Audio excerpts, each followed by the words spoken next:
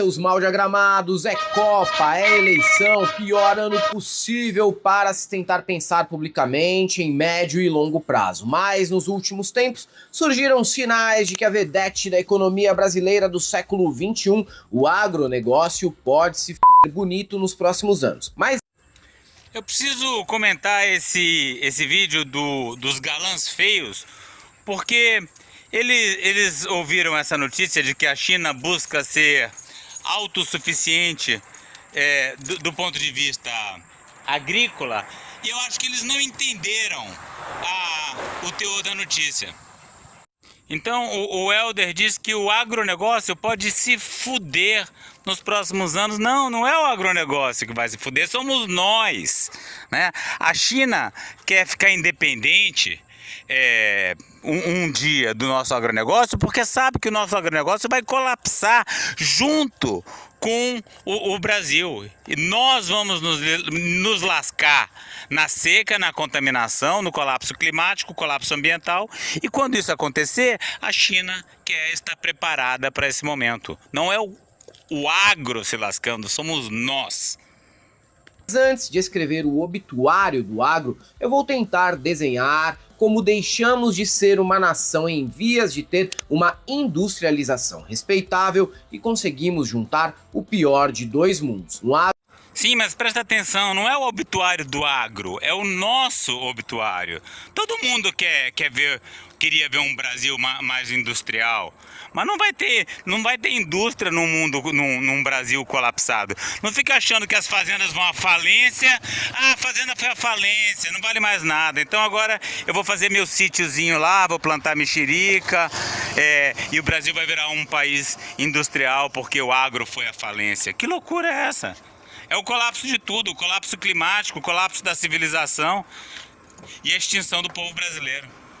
Agronegócio exportador que repete os piores vícios da nossa antiga economia colonial com uma urbanização massiva e desordenada baseada em serviços e desindustrialização. Não parece? Mas a CG 160, que serve para dar grau, estourar vela e trampar no iFood numa favela de qualquer grande cidade brasileira, e a colheitadeira high-tech valendo milhões num campo de soja em Lucas do Rio Verde, partilham da mesma raiz e talvez do mesmo destino.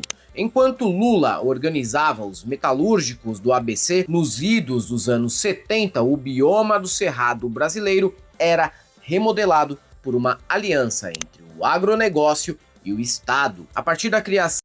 Então os galãs feios são muito bons na hora de falar da cultura pop, de sacanear os sertanejos que são uma merda mesmo, os hábitos de consumo, né? Então ele cita aí esse tipo de moto e tal, sacanear Gustavo Lima, essa cultura goiana escrota, nojenta. E eles também têm às vezes um ar meio professoral, porque é para preparar a galera para fazer o Enem, né? Então entra sempre uma informação assim mais organizada. Mas não fica achando que o agro vai falir e vai sobrar alguma coisa de Brasil, não. A China vai nos espremer até a última gota. Quando não sair mais nada, é claro que ela vai ter que se virar de alguma forma. No ano de 1973 da Embrapa, empresa brasileira de pesquisa agropecuária, disseminou-se no Cerrado uma técnica de manejo de solo chamada calagem, que regula. Pois é, 1973, o ano que eu nasci. Aliás, nasci em Brasília, justamente ali onde a Embrapa se vangloriava de transformar aquela paisagem em terras produtivas.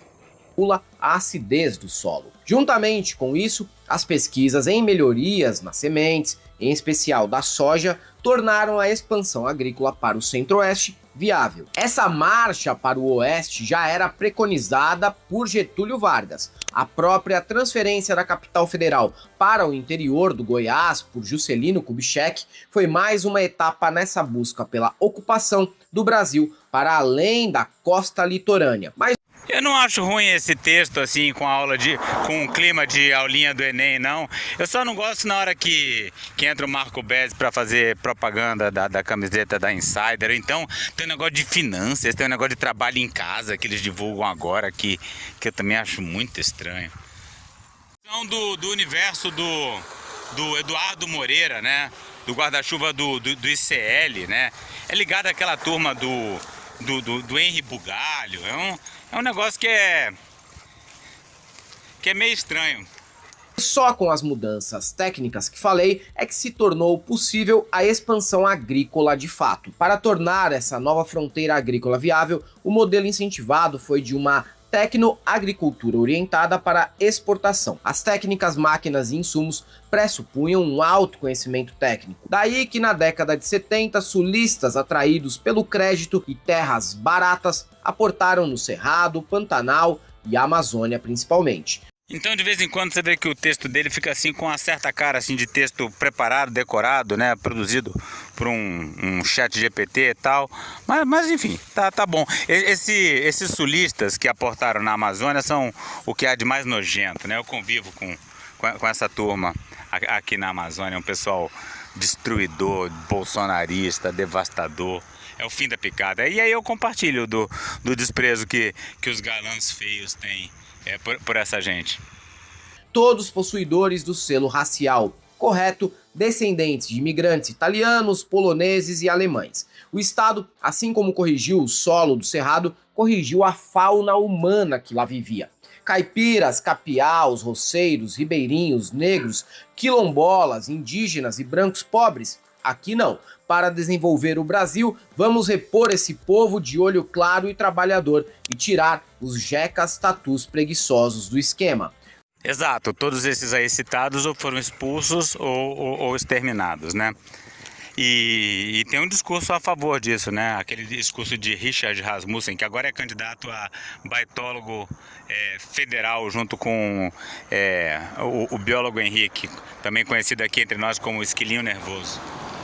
Lembrem-se, anos 70, ditadura militar. 64 foi um golpe não só contra o Jango, mas contra a possibilidade de reforma agrária no Brasil. Dar as bases para o agronegócio foi uma espécie de contra-reforma agrária no fim das contas. Décadas depois, temos um país com cidades colapsando, mas que se ajoelha diante de um agro que vive mamando no Estado em troca de vantagens para pouquíssimos e com uma baixa empregabilidade.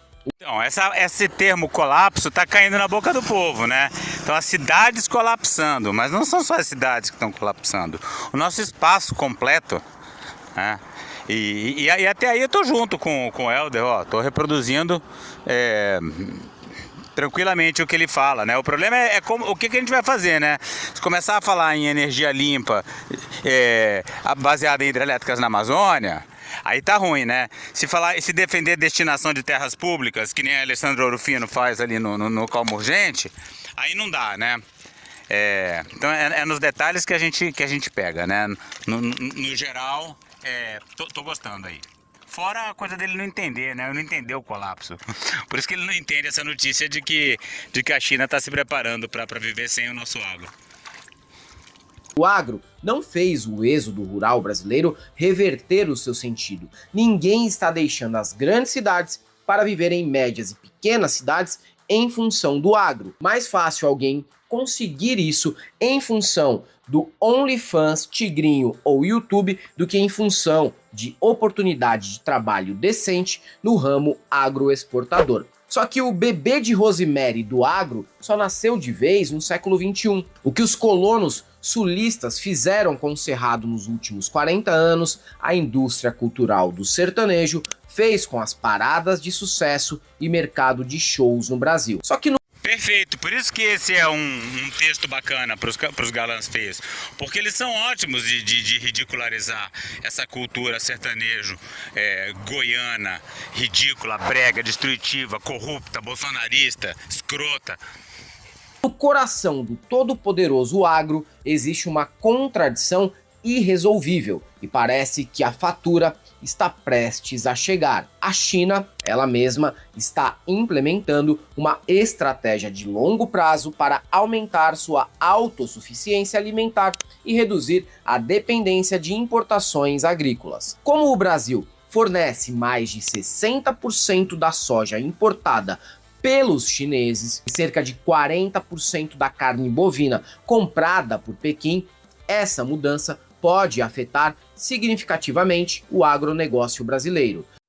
Então, aí é que parece que ele não entendeu. A China vai parar de comprar nossa carne, nossa soja, na hora que não tiver mais para vender. Por quê? Porque não tem mais água, porque não tem mais estrutura ecológica para vender. Aí a gente vai se fuder junto com o agro, ou primeiro até. Segundo projeções, as importações chinesas de soja podem cair 25% já agora, em 2030. Para alcançar esse objetivo, a China está investindo fortemente em tecnologia agrícola, biotecnologia, melhoramento genético, produção de sementes, eficiência na alimentação animal e proteínas alternativas. O governo chinês oferece financiamento, subsídio e planejamento estratégico para aumentar a produtividade interna e reduzir a necessidade de compras externas, buscando fortalecer sua segurança alimentar após experiências históricas de grande escassez. Sim, a inteligência artificial na China não é para fazer novelinha da moranguete rabuda fazendo fio terra no abacatudo. E planejamento lá não é um demônio. Ah, você também acompanha a novelinha da Moranguete com o Abacatudo? Ah, eu não perco uma. Estatal, como vendem os liberais entreguistas, e sim uma ferramenta humana para tentar fazer a vida da população melhorar. O que não falta é vídeo no YouTube do Elias Jabbour demonstrando isso, sem contar. Tá vendo a merda? Esse povo tem loucura pela China. É tudo China. Ah, o Elias Jabbour. Ah, o Jones Manuel. Por isso que ele não vai falar do colapso, porque essa turma é negacionista. O Elias Jabbour, o Jones Manuel, né? Vamos ver até onde vai esse vídeo. Não vi, eu tô vendo pela primeira vez. Mas você vê que até agora ele não falou de colapso ambiental, não falou de colapso climático. Fala só de China, né? O nosso agro vai à falência. Ó, um cara se machucou ali, caiu de moto. Acho que tá vindo uma ambulância buscar ele ali, na Rua da Peixaria. Seus dois últimos livros, China, o Socialismo do Século XXI e Poder e Socialismo, Governança, Classes, Ciência e Projetamento da China. É claro que a China não vai eliminar totalmente as importações agrícolas, mas ela tende a se tornar um comprador mais exigente e. Ai não, que história. Agora é o povo achando que o aumento, a exigência da China vai elevar o nível de rigor com as questões ambientais no mundo. Não é isso, gente, por favor. Não. Enquanto tiver soja para comprar do Brasil, a China vai comprar. O problema é que vai ter uma hora que eles sabem que a gente está destruindo a Amazônia e que o cerrado vai secar. E aí eles vão ter que ter as formas deles de produzir alimento, que não vai poder depender do Brasil, porque essa porra toda vai acabar. Menos dependente de fornecedores estrangeiros. Isso representa um risco para o agro brasileiro, cuja pauta exportadora é fortemente concentrada no mercado chinês. Em poucos anos, será que teremos histórias do avô que andava de Dodge Ram, o filho que só tinha um BYD Dolphin Mini e do neto que voltou a andar de busão? Não, cara, você não tá entendendo. A história que a gente vai ter no futuro é de um tempo em que você podia respirar, em que tinha chuva, em que tinha alimento. É o tempo pré-colapso. Não é questão de busão, essas coisas aí, de Dodge, de tipo de carro. Não, não. Enxerga, entende o colapso climático. É geral, não é o agro que vai se fuder, é a gente que vai se fuder. E é para isso que a China tá se preparando. As histórias sobre o vovô mítico que era rico e destruiu tudo com jogo e puta vai virar o meu avô era trilhardário, mas aí veio o Xi Jinping e tirou tudo da gente. Não é o neto do fazendeiro que tá perdendo tudo, é todo mundo que tá perdendo tudo. Todo mundo das cidades brasileiras, vocês estão por fora, vocês não estão entendendo.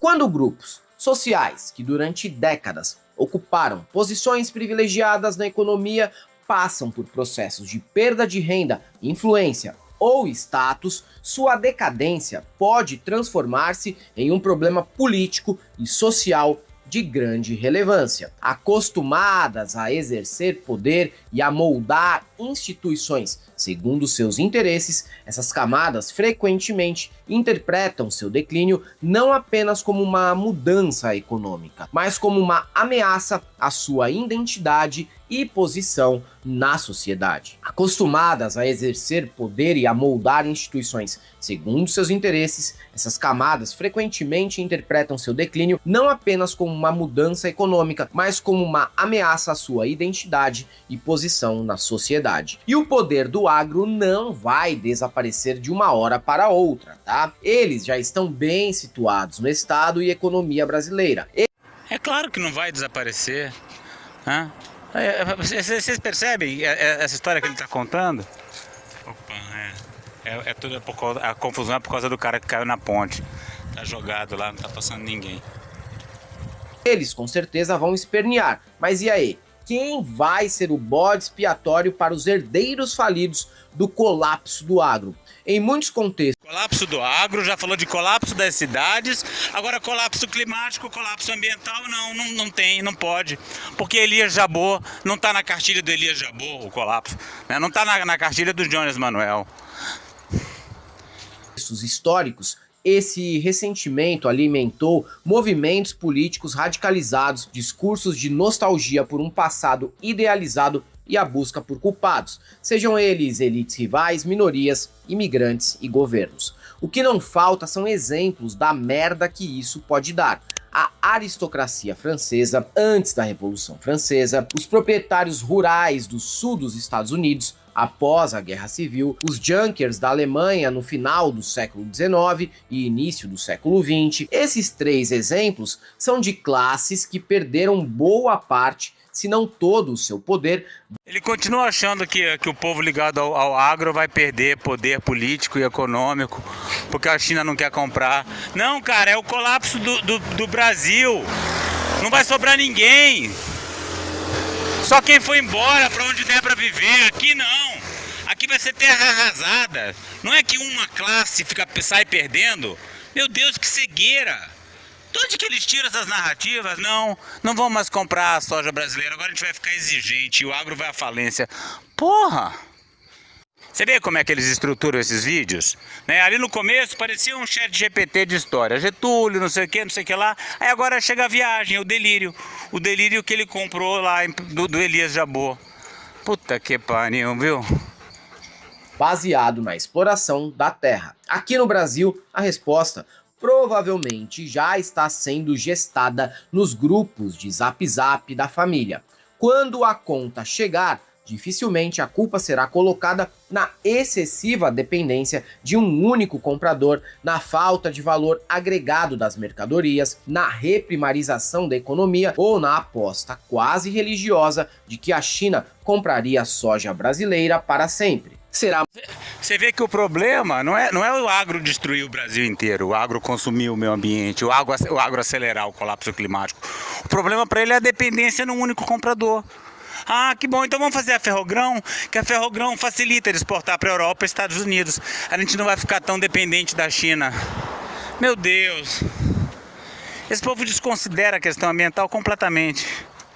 Mais fácil culpar ambientalistas, professores, Lei Rouanet, funcionários públicos, ciclistas, Caetano, Gilberto Gil, veganos, comunistas, Wagner Moura, travestis, Craque Neto, Felca, Marielle, Lula ou qualquer outro personagem disponível no cardápio nacional de bodes expiatórios. Se Gustavo Lima hoje vive numa mansão greco-goiana, em caso de colapso do agro, seu neto viverá numa kitnet de 39 metros quadrados vendendo calças e botas do vovô na OL. Claro que não. Esse povo está tudo financiarizado, o dinheiro deles está no mercado financeiro.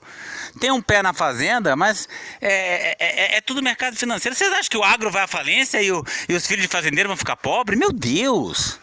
Gente, que loucura que a pessoa faz para construir esse discurso alucinado. Sabe? Aí você fala, não, ele é legal porque tá defendendo o travesti, tá defendendo a mulher, tá defendendo a Erika Hilton, mas fala bobagem. Não é à toa que o professor Paulo fica puto e chama de galináceo. X, espero que sim. Admito que seria engraçado para um cara. É isso. Quer dizer, ele termina dizendo que o colapso do agro, gerado pelo colapso climático, que vai nos levar à desgraça, vai ser engraçado para um caralho. Aí não dá, né?